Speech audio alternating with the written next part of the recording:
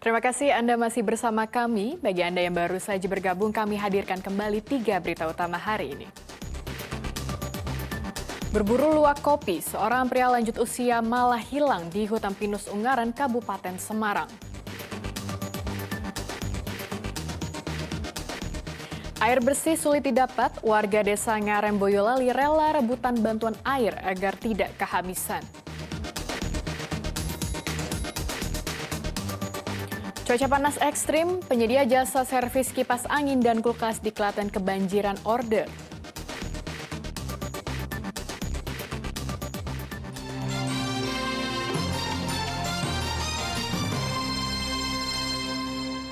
Cuaca panas ekstrim membuat berkah bagi penyedia jasa servis kipas angin dan kulkas di Klaten.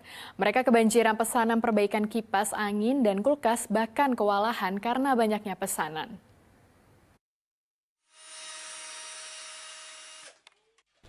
Suasana tempat perbaikan kipas angin dan kulkas di Desa Sekarsuli, Klaten jauh lebih ramai dari biasanya.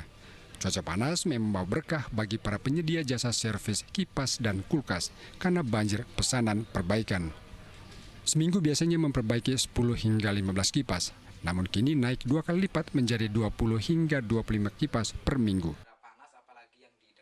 Selain kipas angin, permintaan perbaikan kulkas juga naik. Dari biasanya 5 kulkas per hari, kini menjadi 10 kulkas per hari. Pelanggan juga tidak hanya dari Klaten, tapi juga datang dari Solo dan Yogyakarta. Bahkan tingginya permintaan perbaikan membuat penyedia jasa ini kewalahan. Permintaan perbaikan kipas angin lantaran cuaca panas kian ekstrim. Kipas angin rata-rata banyak digunakan warga untuk membantu menghilangkan gerah atau panas. Ya, ada peningkatan di segi perbaikan, terutama perbaikan pendingin, juga termasuk kipas atau air cooler itu ada peningkatan. Kalau di Alfa Teknik sendiri peningkatannya sekitar 20%-an ya. Untuk yang kipas itu? Iya, untuk yang kipas. Itu dari berapa ke berapa, Mas? Biasanya seminggu itu masuk 10 kipas atau 15, sekarang bisa 20 atau 25 kipas masuk. Kalau untuk yang ini kulkas? Kulkas kalau Alfa Teknik ada peningkatan juga, biasanya itu 5 atau 6 kulkas per hari, bisa naik sampai 10 kulkas atau 12 untuk setiap harinya untuk kulkas.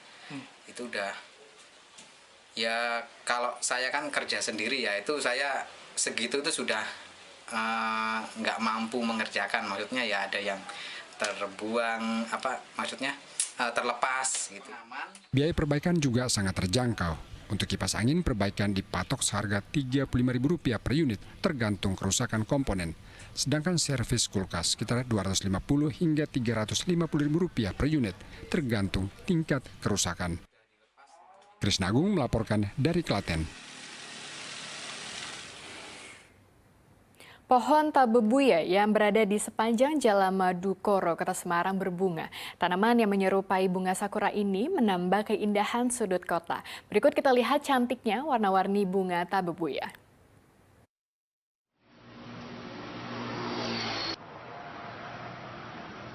Jika dilihat sepintas, Jalan Madukoro, Kota Semarang mirip dengan negeri sakura Jepang karena dipenuhi pohon dengan bunga yang berwarna-warni.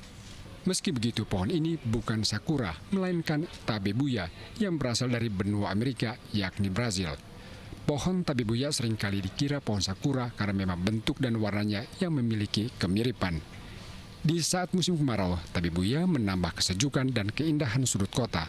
Tak heran jika tabebuya bisa memanjakan mata warga yang melintas. Kita lihat udah asri dan gersang, kelihatannya bagus untuk penanaman tumbuhan hias ini. Pemerintah kota sengaja menanam pohon tabebuya untuk mempercantik wajah kota Semarang. Mereka berencana akan menambah tanaman tabebuya di ruas-ruas jalan protokol. Minta ini tadi DLH, kemudian PU, Perkim gitu ya, cari kan, berarti kalau dia cantik, bisa bagus itu tanahnya seperti apa, treatmentnya seperti apa. Dan mungkin kalau Madukoro ini kan panas, berarti nanti yang di wilayah arteri itu ditanami aja semua di situ gitu ya. Saya kemarin juga ke Pati lihat juga bagus gitu ya, yang kan itu berarti dia memang bagus di panas gitu. Saya memang minta untuk diinventarisir, kemudian nanti kita beli yang gede-gede gitu ya, tapi puya, kemudian juga mungkin juga tanaman yang lainnya yang bisa nantinya di tahun depan ini bisa cantik kayak di Madukoro. Bunga tabebuya biasanya mekar 2 kali dalam setahun. Pada saat musim kemarau, bunga tabebuya akan tumbuh sempurna dan sangat cantik. Ali Mustafirin melaporkan dari Kota Semarang. Pasar beras murah digelar pemerintah Kabupaten Banyumas untuk membantu warga dan pedagang lantaran harga beras tak kunjung turun. Beras dari Bulog ini disalurkan ke pedagang dan dijual lebih murah.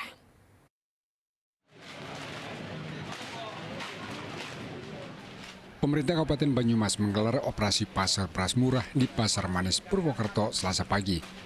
Beras murah disalurkan ke 30 kios pedagang. Masing-masing pedagang mendapat jatah 25 kantong beras berisi beras medium 5 kg. Beras medium dijual seharga Rp10.900 per kilogram, sedangkan beras premium seharga Rp13.000 per kilogram. Harga ini jauh di bawah harga di pasaran. Saat ini di mana beras medium berkisar Rp13 hingga Rp14.000 per kilogram, sedangkan beras premium Rp15.000 per kilogram. Operasi pasar beras murah sangat membantu pedagang sehingga diharapkan pembeli kembali ramai. Ini cukup terbantu lah yang datangnya Bulog ini.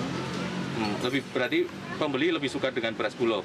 Iya, karena pembeli kan yang banyak kan ke bawah, penghasilannya nggak naik, akhirnya kan jadi tertarik yang orang Bulog ini. Sehari itu panjenengan bisa berapa kilo kalau beras Bulog, kalau beras biasa berapa Pak? Kalau beras Bulognya sehari bisa 1,5 kintal. Kalau yang biasa sekarang menurun lah. Berapa Pak? Kayaknya setengah kintal lah. Memang kita tambah, jadi dropping dari Bulog tiap hari 25 sak. Masuk sak itu 5 kilo dan harganya dibuat stabil 10.900 yang untuk medium, yang premium itu harganya 14. Dan alhamdulillah tadi kelihatan semuanya barang tersedia ya. Kalau kemarin itu informasi yang kami terima kalau dari di Bulog itu berasnya nggak ada, tapi nanti kami cek tadi ada sih. Jumlahnya akan kita tambah setiap hari 25 sak. Operasi pasar beras murah digelar dari tanggal 9 hingga 30 Oktober mendatang. Mardianto melaporkan dari Banyumas. Perajin batik di Kabupaten Cilacap sangat kreatif. Mereka menggunakan pewarna alami yang berasal dari limbah tanaman mangrove untuk mewarnai kain. Selain memiliki warna yang bagus, pewarna tersebut ramah lingkungan dan memiliki nilai jual tinggi.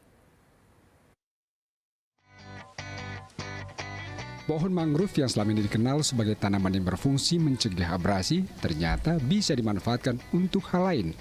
Salah satunya bisa dijadikan pewarna untuk kain batik. Inovasi tersebut sudah dilakukan para perajin batik di Desa Klumprit di daerah Cilacap. Para perajin batik di desa ini patut diacungkan jempol, sebab mereka menggunakan limbah tanaman mangrove sebagai pewarna alami. Batik tulis Cilacap memiliki motif khas klasik seperti parang angkrik, motif Nusa Kambangan, serat motif Wijaya Kusuma. Untuk membuat pewarna alami, perajin batik mengambil kulit tanaman mangrove. Selanjutnya kulit mangrove direbus selama 3 jam. Air dari rebusan tersebut yang telah berubah warna coklat kemerahan yang digunakan untuk mewarnai batik. Pewarna ini dinilai ramah lingkungan dibandingkan dengan pewarna sintetis. Selain itu, batik yang dihasilkan juga memiliki bahan yang lembut. Batik tulis ini dibuat dari pewarnaan alami. Pewarnaan alami itu ada dari indigo vera, ada dari kayu mangrove, ada dari biji jalawe sama kayu sencang. Itu dibandingkan dengan kimia lebih bagusan mana Mbak? Keunggulannya apa? Kalau keunggulan batik warna alam itu dibandingkan dengan warna sintetis itu dari warnanya. Biasanya warnanya lebih bagus, lebih kalem warnanya. Terus Untuk mendukung dan melestarikan batik ramah lingkungan, pemerintah desa gencar mengadakan pelatihan untuk para perajin batik.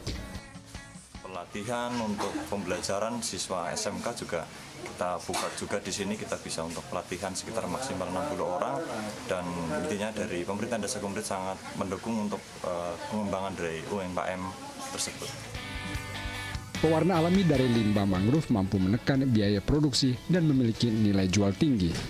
Untuk satu buah kain batik dijual mulai dari harga Rp600.000 hingga Rp2 juta. Kain batik Sukawaru telah dijual ke berbagai kota di Indonesia. Mardianto melaporkan dari Cilacap. Jika Anda ke Kabupaten Semarang, berkunjunglah ke SMK Negeri 1 Bawen. Di sini Anda bisa menikmati wisata memetik melon jenis premium dari pohonnya. Wisata melon menjadi cara pihak sekolah untuk menanamkan jiwa wirausaha kepada para siswa.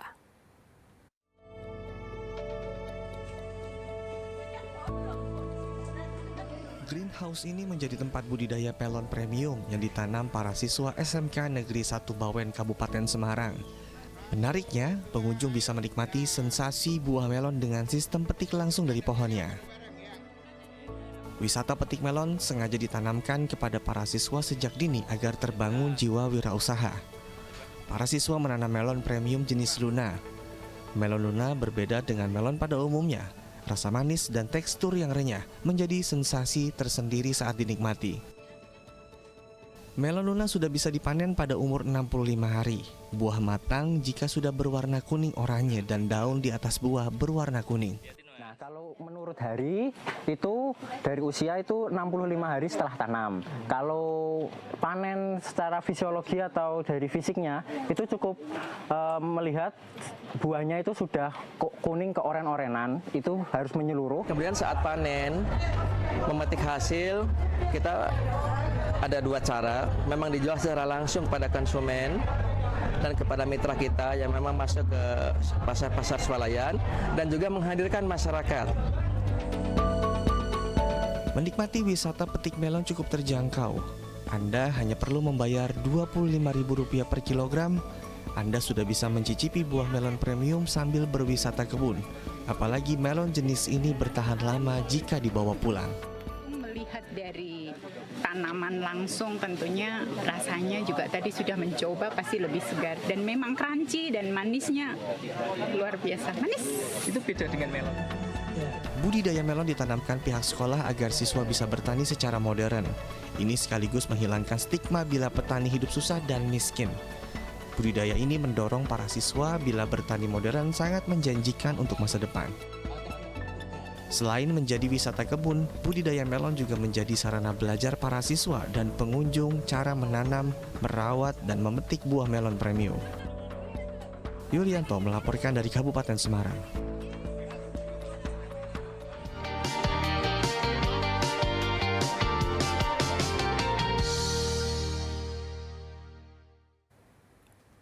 Informasi tadi mengakhiri jumpa kita hari ini. Atas nama rekan yang bertugas, saya Cira Caniago mengucapkan terima kasih atas kebersamaan Anda. Selamat beraktivitas dan sampai jumpa.